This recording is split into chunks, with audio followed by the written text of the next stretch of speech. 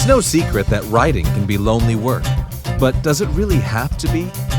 Whether you're full-time, part-time, or just starting out, you'll get insights into the tricks, tips, and production habits of writers from every level of the biz. From best-selling authors to those launching their first novels, you're sure to be in the company of friends as we encourage great writers to divulge and share their secrets.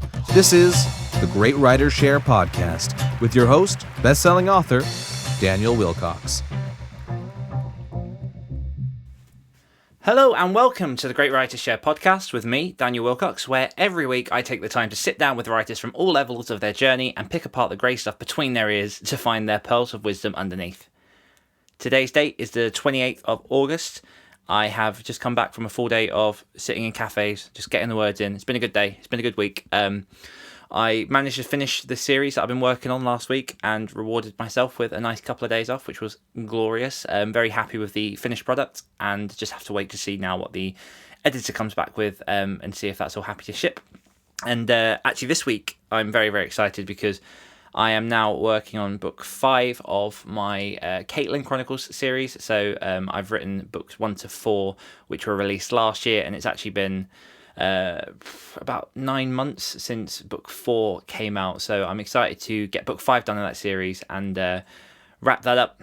Not even wrap that one up, that one's got a couple of books to come, but I think just getting stuck in and revisiting some of the old characters that I've left behind for a little while. It's nice and refreshing to get back into some people that I've come to know very, very well. It's kind of crazy. I think it's one of the things that we underestimate as writers, the impact that the characters do have on our own lives and how it feels a little bit like, it's going to sound so corny, it feels a little bit like coming home and just being around people who have been inspired from your own imagination. I think that's something quite special. But yeah, I'm diving straight into that, so I'm making good progress on that, aiming to finish that in the next couple of weeks, and then that'll be another book under my belt that I can put out on Amazon and start to promote, which is exciting.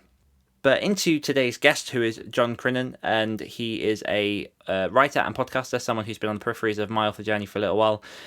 He's submitted stories to the Other Stories podcast, which I run with the Hawk and Cleaver guys, the fiction podcast.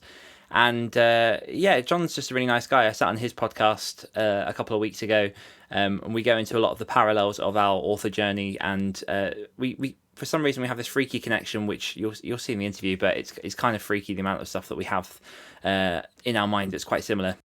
But in this actual interview itself, I'll allow people to make a drinking game out of this episode because Luke Condor, one of my first guests on this podcast, is brought up quite a lot as he's been quite instrumental in John's journey, as well as my own. He goes into the importance of finishing what you started and following through on your word. That's quite an important theme that seems to shine through a lot with this interview, is the fact that when you start something, if you finish it, then you become more accountable and you can kind of build up that momentum and just sort of stay true to your own word, which runs into building habits and routines. And he also talks about remaining humble and following your passion, and talks a lot about his journey. John's quite early on in his author journey. He's been writing for a fair few years, but he admits in this interview that sort of for the last year or so would be the time when he's really sort of knuckled down and started to go, okay, this is something that I want to make something out of. So there's a lot of lessons learned in here for people who are at the start of their journeys and thinking of what they need to do in order to get the words on the page and become a writer. A little warning as well, though, we had a couple of issues with sound, which I've done my best to erase from the interview, so hopefully it's smooth sailing. And for some reason, I discovered when I started editing this podcast, my microphone sounds incredibly loud. So there might be a couple of pops here and there, but I've tried my best again just to balance out the sound. But apologies for that in advance, just so you guys know. An update on new patrons. So thank you very much to Ian Middleton, who is a brand new patron of the show. Someone that I've seen again in and out of Facebook groups. And thanks very much, Ian, for joining us over on the Slack group and getting involved in the Patreon. It's always fantastic to know that people are supporting the show and are finding value from the guests that we're bringing on and the stuff that's on offer. This month, Ian will be entered into the competition for the monthly giveaway, which is Craig Martell's release strategies, and I'll be drawing the winner of that in a moment. But I did just want to say, for anyone thinking of coming over onto the Patreon page and getting more value, to getting your episodes early ahead of everyone else, getting to ask the guests questions, and getting involved in the Slack group and the monthly giveaways as well, it's all over at www.patreon.com/Great Writers Share. But now, the grand winner of the monthly prize, which I'll announce on the show, is, drumroll, Jen Mitchell. So congratulations, Jen. I will be in contact with you soon, and we will be sending over a copy of Release Strategies straight to your door. And I'll be announcing the competition for next week's episode, funnily enough. But for now, that's all I've got to say. I'll get out of your way so that you can crack on and listen to this very, very wide-ranging conversation with the wonderful John Crinan.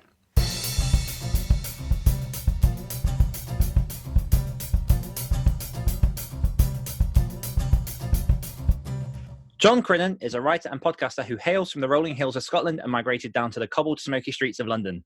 His work has regularly been featured on the Other Stories podcast, and his new show, the John Crinan podcast, sees John chatting with new creators about their work, craft, and the difficult business of making stuff and getting shit done. John, welcome to the show. Thank you so much for having me. What a great intro. I know, it's I crafted that myself based off the stuff that you've done, so you made it quite easy for me. Steal that at some point. Thank you very much. Wow. It's great to be here. No worries. I'm happy to have you. Just to give a bit of context to listeners, I was on your show a couple of weeks ago, being interviewed by yourself. So I think it's nice to have a bit of revenge and do the reverse. So I've got a few curveballs. I haven't really. This is going to be. I was so gentle with you on my podcast as well. You were. It was lovely. You wined and dined me. You set me off my way, paid for the taxi, and then that was it for the day. But no, I mean, I'm a great date. Yeah, but all kidding aside, it's I'm excited to have you on. One of the first things I wanted to ask was just to set the scene a little bit. What brought you down from Scotland to the other side of the country, or the countries? Well, I came down to London about 6 years ago now, I think it was. And it was one of those cities that I'd always wanted to live in. And I had suggested it to my partner. It had come up on one of our random conversations, I'd love to live in London at some point. And she's the kind of person that if you suggest something like that to her, she'll make it happen somehow. So she had just come to the end of a contract that she was working on, and she started looking for new contracts and new work. And she found one in London and basically said, "Oh, well, I'm working down there now. We can move." And I was suddenly had the realization, oh, right, okay, we're moving. Yeah, let's do it. Let's go on an adventure. And I thought when we first moved down here that I would be here for 6 months. I would get it out of my system and I would probably move back to Scotland or move somewhere else. But years later, I'm still here. It's an incredible city and I've got no intention of leaving anytime soon. So that was why I came down. Amazing. So no regrets at all? Not at all, no. I have to be more careful now about what I say to my girlfriend. Well, I guess that's probably scary, just to be like, I just fancy learning to tap dance. Right, that's booked. Next Friday, exactly. Let's go. That's the kind of person she is. And actually, over the years, we just really started going out around that time. We've been together for 7 years. And now that kind of characteristic that she has is starting to rub off on me. And I do. Back then, I used to not do the things I said I was going to do. And now I definitely do. I just jump in.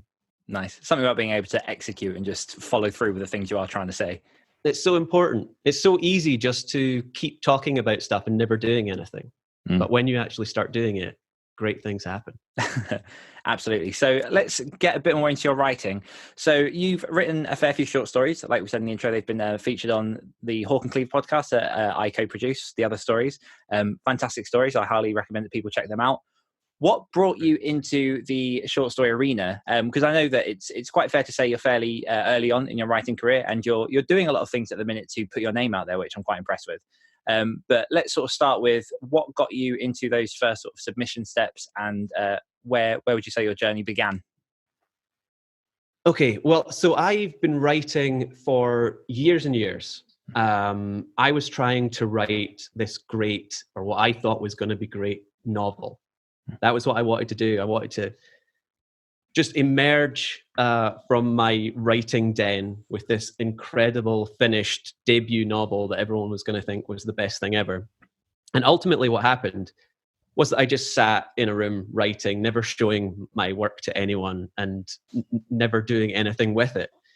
And I did that for years and years and years. And then what happened? I moved to London. I got a big corporate job down here, and the writing faded into the background just because when you're running around Canary Wharf in your suit and getting back late. I had no energy at all to write. So it kind of faded into the background, along with this huge novel that I was working on that really it's better in the drawer now than I'm very glad it's gone. And then what happened was I realized that the corporate life wasn't doing it for me. There was something missing. So after about 5 years of not doing any writing, I started to work on something new. I didn't go back to that old horrible novel that no one will ever read. But I started something new, and it was going to be another novel, just because my ideas are always so big and so sprawling, and I overcomplicate things. I started taking it a bit more seriously, and I realized that I was getting into the same bad habits again. I still wasn't showing it to anyone. I didn't have a network of writers that I could work with and bounce ideas off. So I started getting more active in Facebook groups and things like that.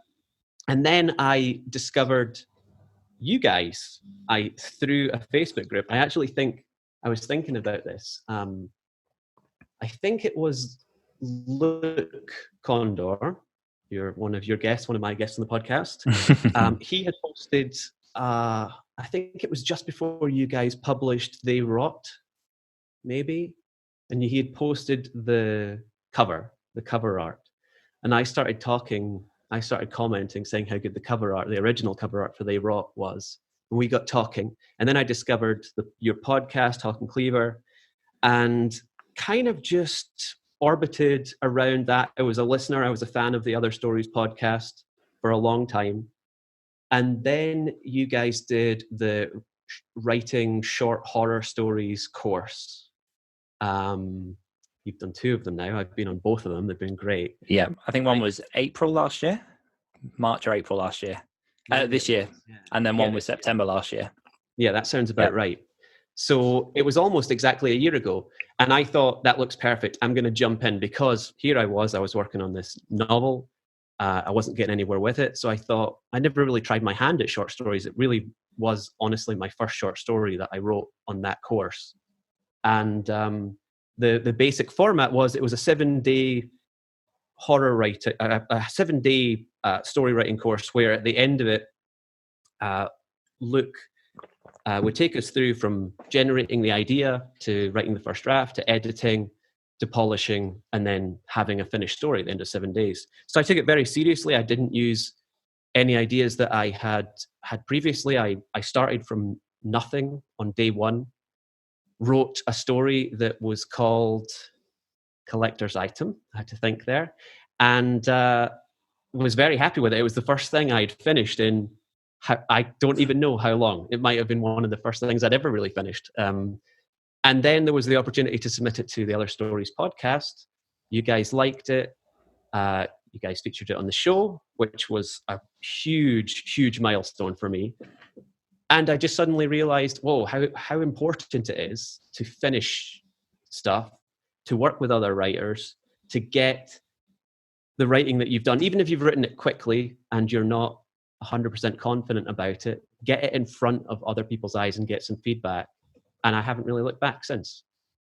That was a very long answer. I apologize. No, that was absolutely perfect. And there's so much in there that I want to unpick, because there's a lot of stuff that you mentioned that I see regularly with new writers, with old writers that are still, like you say, 15, 20 years on, working on that first piece of polished work that's going to be the masterpiece of their lives. And there's so much I want to sort of break apart and go a bit deeper on. So if I jump back to you had a novel, you've been working on it for several years, and you decided to, pardon? Many years. Many years. Too many years. It's hard. Yeah, I don't like to even think about how many years I sunk into that. Yep. And you decided to pop it in a drawer. What brought you to that decision, and how do you feel about that decision now? It wasn't very good, the novel. So it was very easy for me to abandon it to a drawer. I think when I originally stopped writing it, I probably told myself I would come back to it at some and it wasn't until I had some distance from it, because remember, I had really locked myself in this room with it, thinking I was writing this novel that was going to be, I just wanted it to be perfect. I wanted people to think, oh, there's this debut novel is incredible. That's what I wanted to have. It's a ridiculous thing now when I look back on it, but that's the person that I was back then. I wanted this novel to be polished and done before anyone else ever saw it, and then I could just emerge with it and it would be great. So it wasn't finished. I was this perfectionist. I realized I had to abandon it or put it away, or stop writing it for a little while. I got the big job that exhausted me to the point where I wasn't doing any writing, and I got a little bit of distance from it. And now looking back on it, I can see that it wasn't great. Maybe, I mean, the idea is not bad, but I'm happy to just chalk that up to experience and leave it in the past, because the kind of stuff I'm writing now is quite different. And I've got no regrets about putting it away and leaving it there. I'm very happy with that decision. Fantastic. Because I know a lot of people who, well, pretty much, I think about 90% of the writers I speak to have that first novel that is sitting in a drawer. I mean, I've got two. I've got the first novel I ever wrote, which came to, I think, about 100,000 words. That was just for me a chance to go, right, here's a book, I'm going to finish it. And this was a few years back, and my target for myself was, I'm going to have written a novel by my birthday. I had no intention of publishing it. It wasn't a case of, oh, this is going to be a masterpiece, anything else. I was very aware of the write it, then fix it afterwards mentality. But that I haven't looked at in about 4 or 5 years, haven't touched it. And then I wrote another book after, which was my second attempt at a novel, went straight into a drawer. And yeah, I think it's, you need to get that first work out of you in order to at least move on and see what else you're capable of. Well, what do you think about those two novels? Like, do you have fond memories of? Were they better than you expected? Are you glad that they're put away? Or I mean, I love them because of the things that they taught me. So the first book, which was called A Clockwork Rose and was very sort of thrillery with a bit of a supernatural element in it, taught a lot about habits and things, and actually just gave me that, again, just writing the end, I think, is more invaluable than anything else. And like you said with the short story course, the fact that you finish a story, that in itself is an explosion enough to sort of fuel you forward to keep on going and say, okay, I finished one thing, what else can I finish? But yeah, there's so much you can learn from it. I think it's interesting as well that you've got one that is now in a drawer, which is lovely. But you did also mention about coming into Hawk and Cleaver. I mean, I've seen your name sort of floating around on the Facebook group and things for a while, and it's nice to see your journey as you're coming forward and growing the things that you're doing. One thing that you did mention was the fact that you've now got a network of writers. How important for you is networking with other writers, and what kind of support does that give you? It's so important, and it's not just writers either. It's any creator. That's kind of one of the reasons why I started my podcast, to be honest, because that's, like you said in your intro.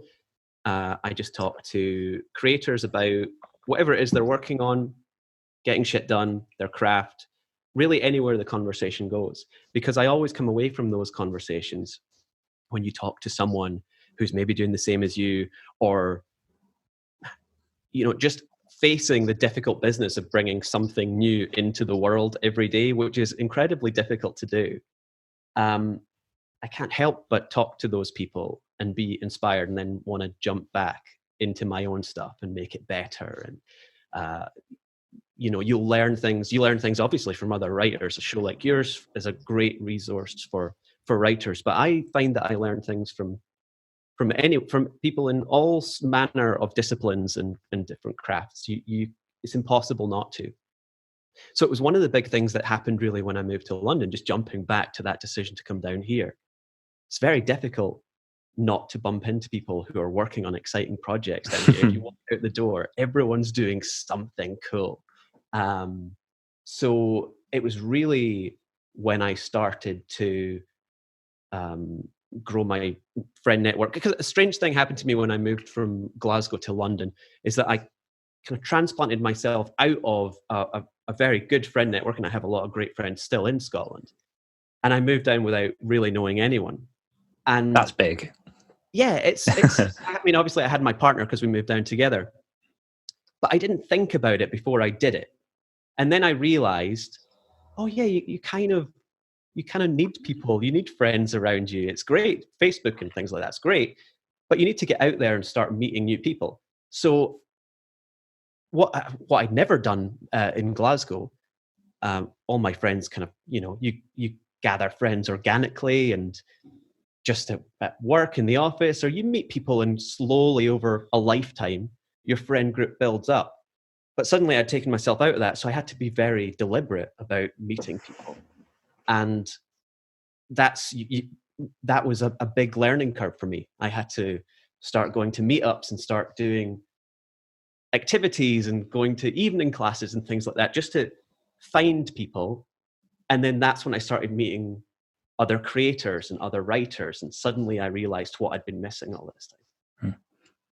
And just to clarify as well, were you, when you joined that horror short writing mini course, were you still at the corporate job then? Yes, I was. Yeah. I've only been out of it for a few months now. Yeah. So that brings not more full-time questions. Writer, but no, that's fine. So yeah, because one of the things you mentioned earlier on in our conversation is that you're exhausted at the end of the day. You had no time to write. You're in this corporate job, and you spent 5 years unable to find that willpower in order to get creating. And you've just spoken then about finding the need to network and also finding the time to hang out with friends and find new people and get out of the house. How did you go from not being able to write anything to writing the things that you're writing now and being able to put in the time? Well, I think if I was to go back to those days, knowing what I know now, there are hours in the day that I could have written. I could have found the time to do it, but I wasn't savvy enough to figure out that, oh yeah, if I got up early, which is my tactic these days, I'm a big fan of an early start. Something we're definitely going to dig into. Yeah. I could get, a few hundred words, 1,000 words maybe, or at least half an hour of butt in the chair time to make something new. What actually happened though? Was there a thing I guess it might have been, I guess I was still playing at writing a little bit, although I'd realized that I was missing that part of my life because I'd let it slip into the background and then eventually abandon writing entirely as I focused on my career, in air quotes. I gradually began to realize, there's something sort of gnawing away at me. Like there's something I'm not doing that I need to be doing. And I realized that it was the writing. And I started to make time, but I wasn't building a great habit of daily writing or anything like that back then. It was just starting to come back into the forefront of my mind. And I was starting to think up ideas again. And I was starting to jot down little passages here and there where I kind of eked out the time in my day. But it maybe wasn't until that course where I suddenly had a deadline, because there was no deadlines. I wasn't working to any dailies. I wasn't imposing any deadlines on myself. So yeah, it could have been that week-long course back in September last year where I suddenly realized, okay, there's no time for messing about. I've got to find the time to write, and I've got to finish this because people are waiting. And that made all the difference. And that was what kickstarted my writing habit that I still have now, I think. I think there's definitely something in accountability, and that's one of the reasons that Luke started the workshops. One of the reasons that we do them now is to give that sort of boost, that kick up the backside, I guess, because I've got a lot of friends that were in a very similar situation where they talk about no time to do it, yada, yada, yada. And ultimately, or at least in my opinion, because I'm never going to say anything as fact in case I piss people off. But my opinion, the whole matter is you have the time for the things that are most important to you. And if you can't find the time to do that thing, say you wanted to learn how to cook, you want to learn how to knit, you want to learn how to write, if you haven't got the willpower or the drive to sit down and do that, then it's obviously just not that important to you and you prefer the other things. And there's nothing wrong with that. But I think the thing that people do not always appreciate is it is hard to sit down and find these times, these pockets to write. It's not something you're born with. It's a habit that you develop over time. And like you say, you started now joining the 5 a.m. club. Do you want to speak a little bit about what the 5 a.m. club is, how you found out about it, and what that looks like in your life? So It really started for me just a month or so ago, maybe 6 weeks. I can't remember the exact date. So I recorded an episode with Luke Condor, who we've mentioned already in this episode, on my podcast, and we were recording it quite early on a Sunday morning, and he had just sent out an update for his newsletter. I subscribed to his newsletter as well, or something. I'd seen some post from Luke where he had just accomplished so much since the last update. I think it was his email newsletter. And my first question, because when I record a podcast, I try and keep it kind of fluid. I don't think up a lot of questions in advance. I only have one question. I think up one question, and that's just to make sure there isn't an awkward silence at the start. It just means that I can jump straight from my intro into the first question, and generally we'll see where it goes from there. And my first question for Luke was what he had accomplished already that morning. So early Sunday morning, really, I had only gotten up, had a coffee, and got set up for the podcast. I hadn't really done anything. And he basically said, I finished all my creative work for the day. This episode was going to be the last thing that he was going to do creatively that day. And then the rest of the day was just his. And he'd started talking about how he loved getting up early. And I think he had said on that morning he got up at something like 7 a.m. and that was late for him. And then I think he had admitted that it was 5 a.m. that he normally got up, or maybe even earlier. So the next morning, just coincidentally, I woke up at 4:45 and I saw the clock and it was like 4:45. And okay, I went to the bathroom, and I was on my way back to bed because my alarm wasn't set for another couple hours. And I just remembered what he said and everything that he had accomplished. And I just thought to myself, I can't go to sleep. I can't go back to bed. I've got to get up and try and write something. The guilt. Yeah, the guilt would have been too much. So I grabbed my laptop. I went and sat over at my writing desk. And I haven't had as productive a day since. It just must have been something about that day. But I blasted out a whole story in one go, in a couple of hours. That story would then go on to appear in the other stories. Actually, that was Tentacle. I wrote it in that morning. Wow! And after that, I just didn't stop. I got up at 5 a.m. with a few exceptions. I got up at 5 a.m. just by default now. So it's all thanks to Luke. Nice. Did you tell him after you woke up at 4:45 that morning that you stayed up, or did you keep that sort of internal to you as a bit of a mini victory? I don't know if I ever did tell him, actually. I have now. I spoke about the 5 a.m. club because I record a little intro and outro around the conversation segment in my podcast, and I normally record those quite a bit later than the actual guest conversation. So I'll record the guest conversation whenever we can schedule time together. And then closer to the release of the podcast, because it goes out fortnightly, it's not a weekly podcast, I'll record the intro and outro and then just put them on. So I think I had a week or a couple of weeks after the conversation with Luke before I recorded my outro. And I said in that I'd been getting up at 5 a.m. every day. I'd got all this stuff done. And a few listeners and a friend got in touch with me, and now we have a little WhatsApp group that we message each other as soon as we get up. We send each other coffee selfies, so we have our coffee cup, take a selfie of ourselves looking bleary-eyed and hair everywhere, and then we check in about 90 minutes later with what we've done, and that's really good as well. So it has that. I think that's one of the reasons that I've stuck to it so well. Is like I've got someone else, my good friend Zoe, who I'm about to launch a new podcast with at some point soon. Maybe we'll talk about that. She's one of the people that I message on WhatsApp, and she's been great because she's like an accountability buddy for 5 a.m. Club as well, and we both got so much done. Nice. And you said 5 a.m. Club. Is that a phrase that you've come up with, or is that something that you have seen elsewhere? No. I think it actually there's a guy. Oh, I don't know if this is correct, but there's a guy called Jocko Willink. Do you know Jocko Willink? Have you heard of him? The name rings a bell. He's like a Navy SEAL guy, an ex-Navy SEAL.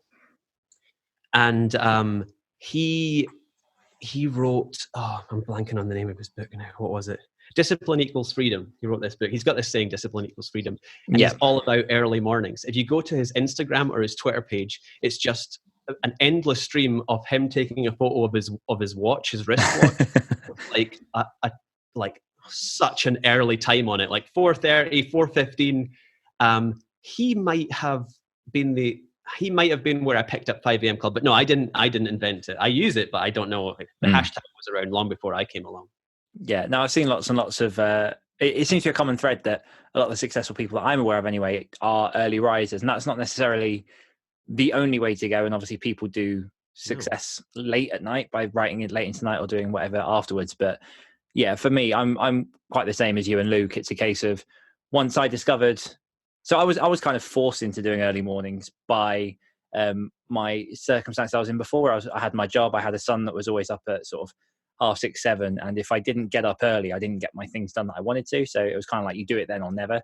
And yeah, I definitely feel like there's so much value in just taking control of that morning, because, and I'm sure you'll testify to this as well, even if you only do a little bit, the fact that you've done something towards whatever your goal is by midday, by the end of the day, you know that you've won the day. Yeah, especially if you're someone like me, where beforehand I had I could go weeks without really writing anything new. I'd kind of binge write. And I know that writing daily is not something that works for everyone. And everything that I say is, this is only stuff that works for me.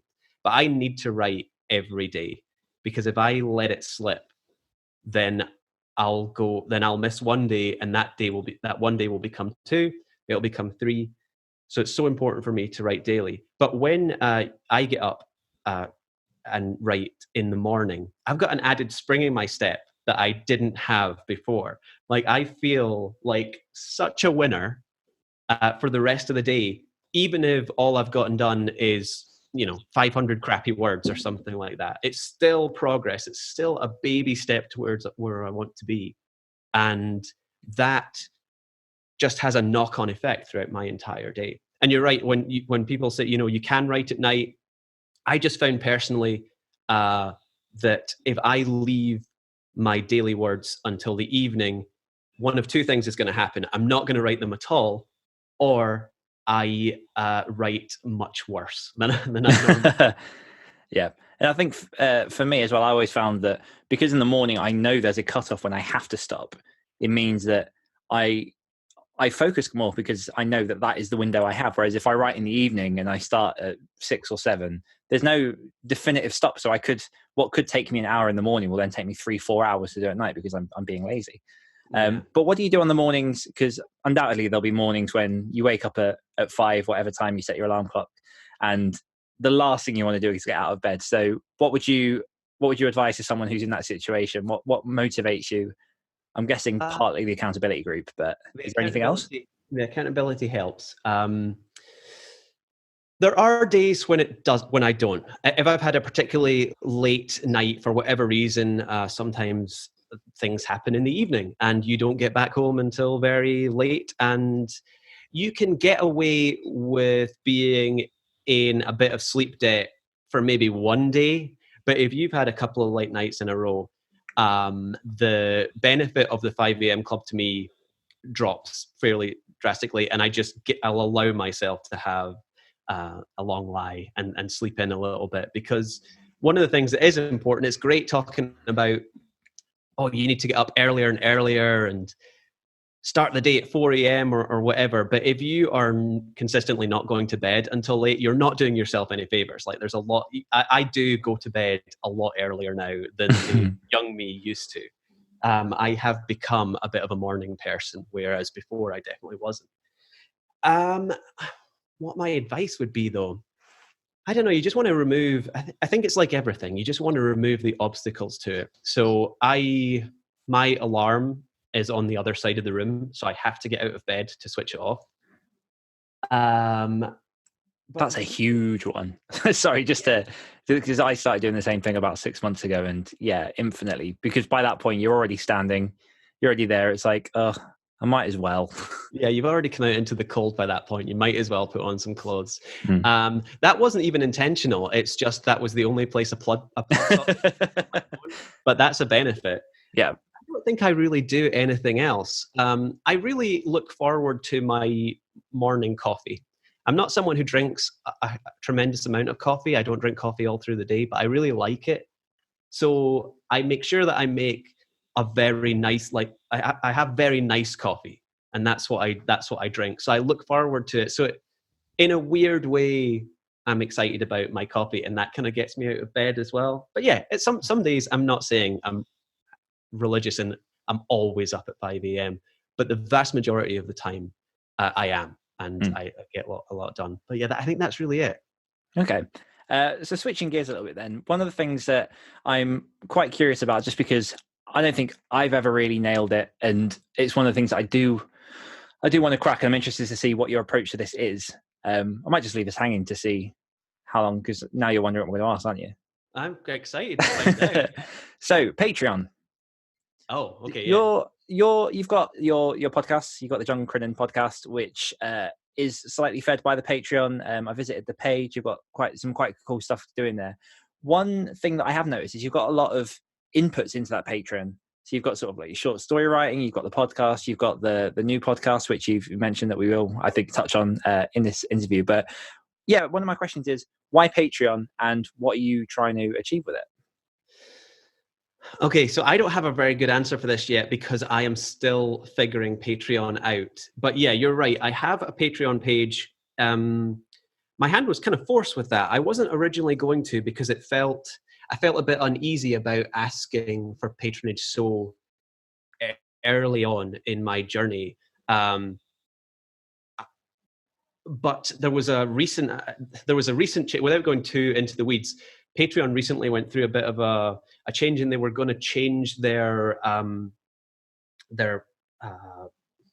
it's not royalty, what was it called? But they were basically, anyone who signs up after a certain date was going to have to pay a higher rate on new patrons. And there was a bunch of people on Twitter talking about this, and they were kind of saying, if you're ever going to use Patreon,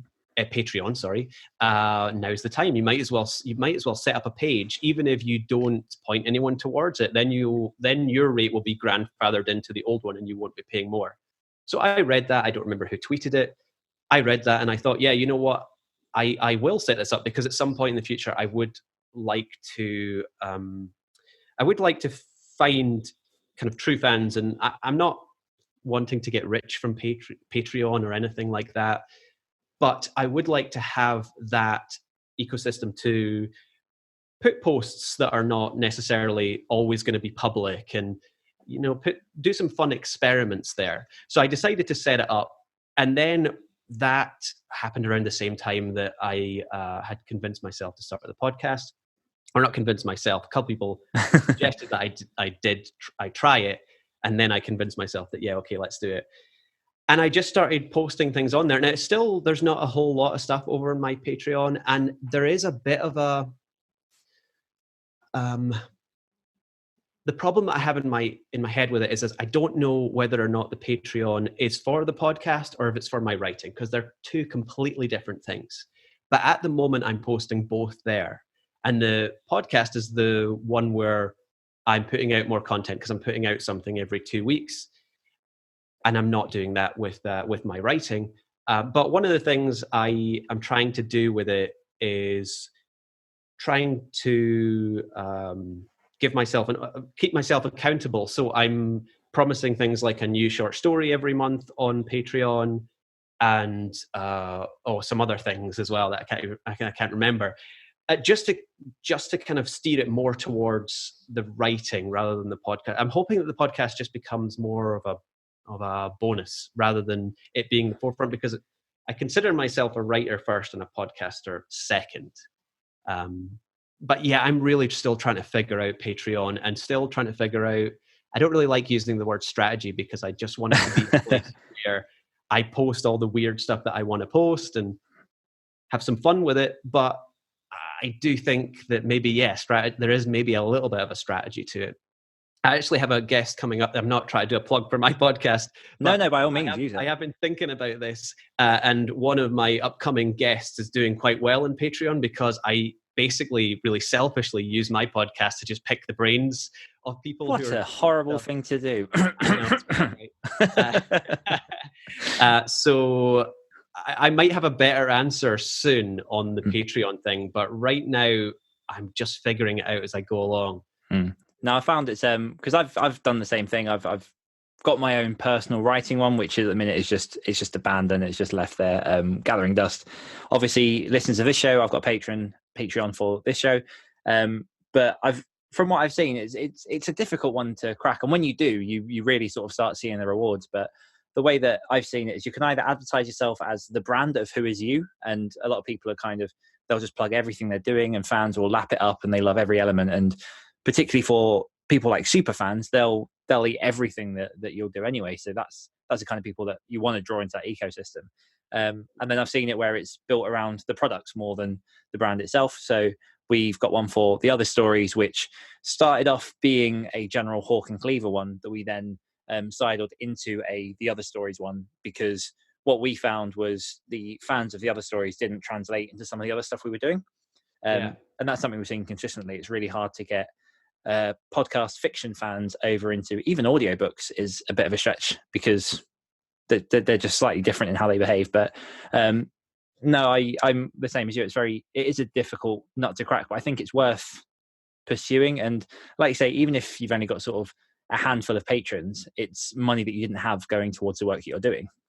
Yeah, I mean, it's really not about the money. It's really, and even the podcast for me, I'm really not looking at metrics like that, listener numbers and things. I'm getting so much more out of it just being held accountable to post content on there, and to hopefully meet fans of the stuff that I'm doing. Jumping back to talking about you have a personal writer's Patreon, and you've got the podcast one as well. I think a podcast Patreon is like an easier sell. This is something that I'm finding. It's just I'm a patron of a couple of different podcasts. I'm a patron of the Hawk and Cleaver one actually as well. And what you guys are doing over there is great with like the exclusive story every month, every theme is great. That is a fully well produced as well as the ones that go out in the public feed.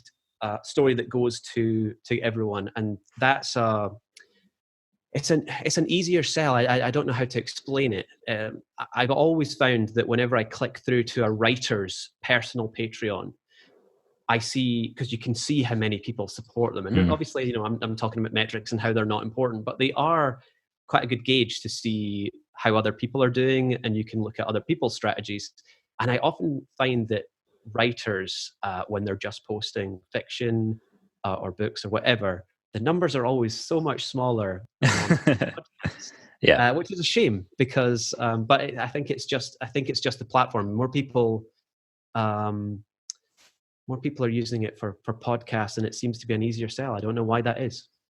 No, I've got plans for the future to build. So I've, in the same vein as you, because everything that we do with our podcast seems to be in parallel.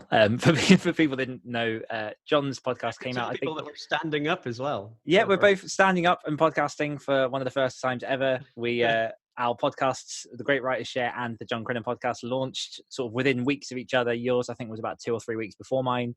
I think there's something going on here that is happening. But in the same vein as yourself, I've got someone that I'm currently in talks with to come onto the show who is also doing quite well on Patreon. So we'll have to swap notes at some point and listen to each other and just see what we can crack, see if we can do this. But swinging it back into podcasts again. So why did you start the John? I know you mentioned about networking and talking to creatives for the John Crinan podcast, but why did you choose podcasting, and how have you found managing and launching a podcast? Why has that been beneficial for yourself? It's something I've been considering for a while. I wanted to give it a try. I'm a big fan of podcasts. I generally am listening to a podcast whenever I'm walking somewhere or, doing the dishes, doing chores around the house. Podcasts are like my go-to entertainment for that. So I listen to quite a lot. And when you start, I guess it's similar to writing. You read you read other people's work, their stories, their books, and you start to think, if you're wired like us, oh, I wonder how I've got ideas for stories. I wonder what it would look like if I tried to write my own. And with the podcast, it was kind of the same thing, but I didn't know exactly what I wanted to. Yeah, I wouldn't know what my podcast would sound like. So it coincided with me meeting creatives that I spoke about earlier, when coming down to London, meeting people, making stuff. I would always come away from those conversations really pumped up to work on my own stuff. And I had just recently started having sort of semi-frequent call with my very first guest. My very first guest is a guy called Timo Henderson on my podcast. He's a composer, makes incredible music, sound designer, and he's a very good and old friend of mine. We go way back. We'd lost touch for a while just because we live in different parts of the country. We kept in touch with the odd text message, but we started phoning each other, and we'd made a point of getting on the phone, talking for an hour or so, talking about just life, what we're getting up to, various things. And I think it was on one of those calls that I realized kind of what we're doing is a lot like the conversational podcast that I listen to. And just getting two people together and just having a chat about a subject, or maybe about anything that came up. So I think I started talking to him about that. He's obviously, as I said, he's a sound designer and an audio engineer as well. So he was looking for a more regular project to work on. He offered to help me with all the technical aspects of the podcast. He would tidy it up, rub some magic on it, make it sound better. And then also, not to jump back and talk about Luke again, but I had a conversation with Luke, and he's going to be a drinking game on this episode. It is. Hi, Luke. Luke Condor. He has this opinion that everyone should start a podcast. He talks about it sometimes. And I was talking to him. I think we just spoke on Skype one time. He just wanted to catch up. I'd been writing for the other stories at that point for a while. We'd obviously been talking on Facebook and things like that, but we had never spoken. We'd never been in the same room together. We'd never had a Skype call. So we just jumped on a call, and that was just a few weeks after speaking to my friend Timo, and he suggested that I start a podcast. And very quickly I thought, okay, let's just do it. I wanted to have the first few guests. I mean, I'm only going on to episode 5 now, but still a very new podcast as well. But I made sure that Timo was my first guest. My other good friend, Hannah Mariska, who's a writer, she was my second guest. And then Luke was my third. I wanted the kind of 3 central people who are very special to me and my kind of creative journey to be those initial 3 people that I spoke to. And I just did it. And it was a fantastic experience. I learned so much from those first 3 podcast episodes, because I'd never recorded my voice at length before and listened to myself back and had to edit it. I picked up on really how bad a communicator I can be. It's enlightening, yeah. I'm a lot better than I was, and I'm still getting better all the time. But I think I just learned that I needed to slow down a little bit. Ideas pop into my head, and then I'll go off on tangents, and I won't finish sentences. I had a lot of filler words and noises that I would make when I was trying to fill in gaps. That alone was a great thing to learn about myself, because it's, communication is quite important. And it's just allowed me to, it's given me this platform where I can meet and have an excuse to meet all these interesting people and talk to them. And you always learn something from everyone, I think. I guess I'll be putting that to the test on this episode. I was slightly when you sent me the message and asked me on to your podcast, because obviously to anyone listening, your line of guests up to me is quite intimidating. You've had some pretty impressive creators, and then there's little old me with my few short stories, no novels published yet. But I'm hoping that maybe if what I've just said is true, then maybe we can learn from everyone. I'm not sure. I think there's plenty to learn from. I mean, and the whole point of the Great Writers Share podcast to start with anyway was to take people from all levels of the biz. I mean, it says so in the intro, and I think one of the good things about having yourself on is, like I say, you're kind of an avatar for those people that might be a bit earlier on in their journey, and just a good example of someone who has taken the plunge, got involved in the short story course, decided, yeah, this is the direction I'm going to go, and kind of built on it since. And I mean, that was October last year, and we're approaching that sort of 1 year anniversary. And yeah, 1 year. You've got, I think, about 6 stories on the other stories. And for reference for people, we put out a story every week, but we have 4 weeks per theme. So you've been in 6 different themes so far. You're obviously doing the podcast. You're obviously trying to keep the fingers tapping on the keyboard and making stuff happen. So I think it's kind of a testament to what can happen in quite a short space of time if you're willing to put in the work and make it happen. So there's a lot to take away from this. Well, I appreciate that. Yeah, I think it's important just to really just go for it. And I do consider myself, even though I said earlier when I went way back and talked about that first novel I was writing and however many, 10 plus years ago, but I really consider myself a brand new writer. I really consider that first publication to be my day one, and I'm learning every day. I don't know what I have to teach, but hopefully there's something. I'm just trying to soak up as much knowledge and keep on putting words down. That's the most important thing for me right now, and my strategy is just daily writing and making sure I don't let that daily writing habit slip again.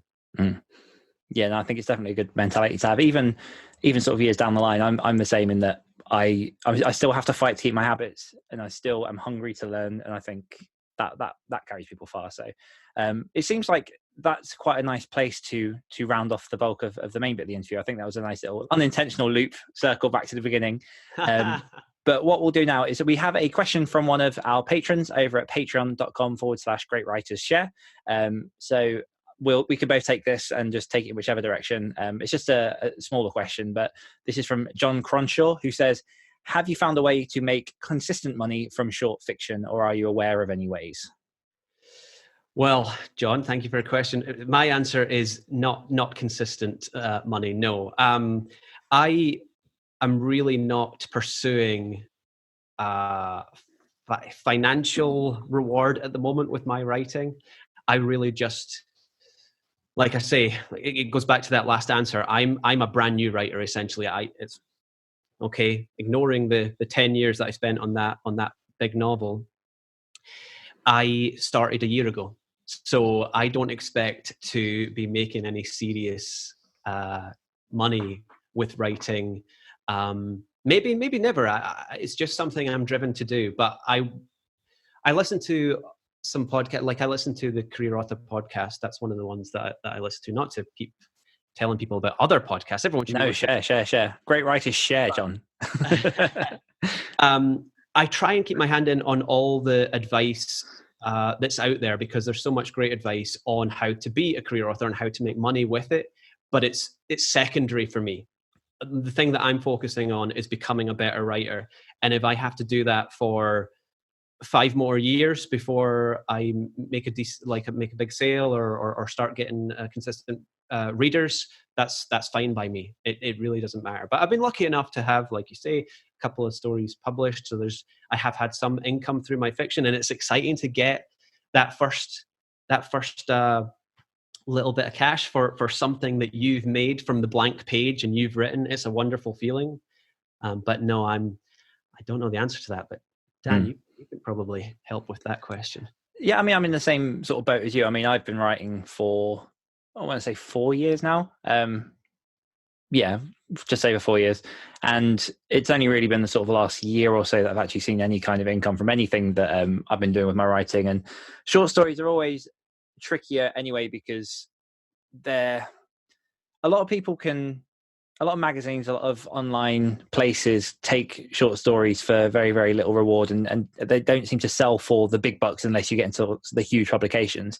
I mean, personally, I can't really answer this too well. The only thing I can say is I have listened to a few podcasts. I think there was an episode of the self-publishing podcast a few years back, and I think maybe once on the Creative Pen podcast, where they had someone who was making a good living from writing short stories. So I'd say check that out. If I can find out which episode it is, I'll throw it down in the show notes. And let someone who's doing that sort of speak better than I can, because I'm similar to you. And I think one thing that you said there as well, John, that I just want to highlight is if money is secondary to you, and if the passion is the writing, then that's what's going to keep you going in this for the long haul anyway. And I'm the same. Even if I wasn't making money and I still had the day job, which I did until not long ago, I was still putting in the hours because I just love the process. Yeah, seeing something emerge from, it's the same no matter what it is that you're doing, if you're writing or if you're creating, and it's why I love speaking to creators, just seeing something emerge from nothing, bringing something into the world is a difficult, painful process, but it's so worth it. And the only thing I can compare it to is my son being born. Oh, exactly, yeah. I mean, I didn't have to experience that pain though. Okay, so on that note, let's go into the quickfire round. I'm excited about this. Yes, 10 questions for you. Just answer them as quickly as you can. If you can't think of an answer straight away, then you can just say pass, and then we can come back to it, or we can let that one slide. But you can pass? Okay, all right. Okay. Yeah, there will be forfeit points if you do. I actually cut out half the interview if you pass. Oh, okay. Sure that I don't make any sense whatsoever. I'm not sure I made sense anyway, but definitely just cut out the old random word. Yeah, do it. Just every 5 minutes, just chop off 30 seconds. That'd be wonderful. And then stick it on the Patreon feed for exclusivity. No, don't. Yeah, ever. You've got to be a supporter to hear the full conversation. Yeah. Okay, are you ready? I'm ready. Okay. Short stories or novels? Short stories now. What's your favorite animal? Oh, I'm going to say an elephant. That was what popped into my head. What brand do you like the least? Oh, what brand do I like the least? Oh, I'm going to have to pass. I don't know. That's a tricky one. Would you rather never be able to read again or never be able to watch TV again? Never be able to watch TV again. What's your favorite Netflix show? Sense8. What's the favorite story you've ever written? One of mine? Mm-hmm. Oh, yeah, obviously, if I've ever written it.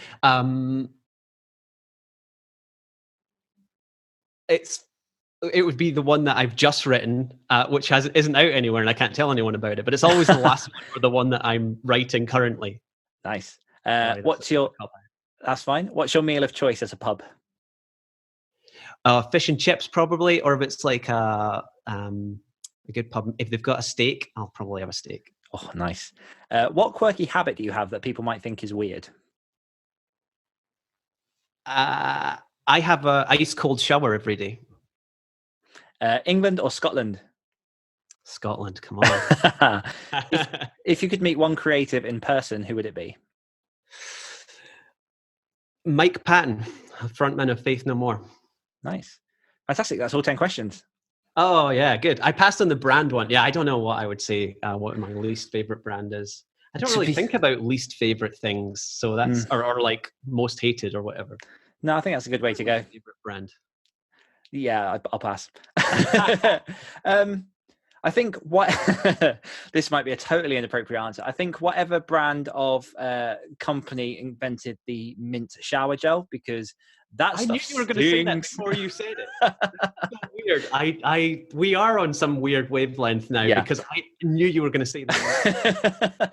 I was tricked into thinking that I'd be minty fresh, and instead I just stung for about half an hour in places you shouldn't. But on that note, or wait for as far away from that note as possible. So where can our listeners find out more about yourself and everything you're working on? I have a website, johncrinan.com, which is JOHNCRINAN. And it's a bit bare right now, but that's where everything will be. And I'm on Insta and Twitter at John Crinan. And we didn't get to talk about my new podcast, but it's on the website. So jump over there and you'll get a little sneak peek of the new one. Yes. When's that coming? It's with me. It's the ball's in my court right now. We're hoping to launch it this month, but it's a new podcast that I'm launching with my good friend Zoe. She goes online she's more commonly known as Zoba with a Shotgun online. We talk about some stuff on the new podcast. but she recently just broke her ankle, so it's kind of delayed some of our recording and interrupted the flow a little bit. So it'll be either very late in August, which we're already getting up there, 2019, or September next month. And how would you sum it up in 5-10 seconds? It's a drunk cast. We get very drunk on red wine because myself and Zoe are both big red wine fans. So we crack open a bottle of red wine at the start of the podcast and we talk about a film of some description. And it often descends into complete chaos, which is entirely the point of the podcast. That sounds amazing. What's the podcast going to be called? It's called A Nice Chianti, from the line from Silence of the Lambs, because that's a wine, obviously, and we cracked open a bottle. That's going to be the first episode, us talking about the Silence of the Lambs, drinking a bottle of Nice Chianti. Perfect. Well, thank you very much for your time, John. I do appreciate having you on the podcast. Thank you. And thank you, listeners. Oh, go on. Oh, it's been great. Thank you. This is my very first time as the interviewee and not the interviewer. So you've been very gentle, and it's been lovely. We've popped your cherry. We said we'd get it into the episode. Perfect. Well, thank you everyone for listening, and we will see you next week. Thanks for listening to this week's episode of the Great Writers Share podcast. Next week, we'll be joined by keen collaborator and multi-universe media giant Jay Thorne, discussing all things fiction, non-fiction and podcasting, diversifying income streams, and how to make a successful career in 2019 and 2020. This is definitely one not to miss. And don't forget, you can get early access to every episode of the Great Writers Share podcast, access to our private Slack group, and the chance to ask upcoming guests any of your questions just by becoming a patron of the show. All you need to do is visit www.patreon.com/greatwritersshare and support the show for as little as $1 a month. One more time, that's www.patreon.com/greatwritersshare. Until next time.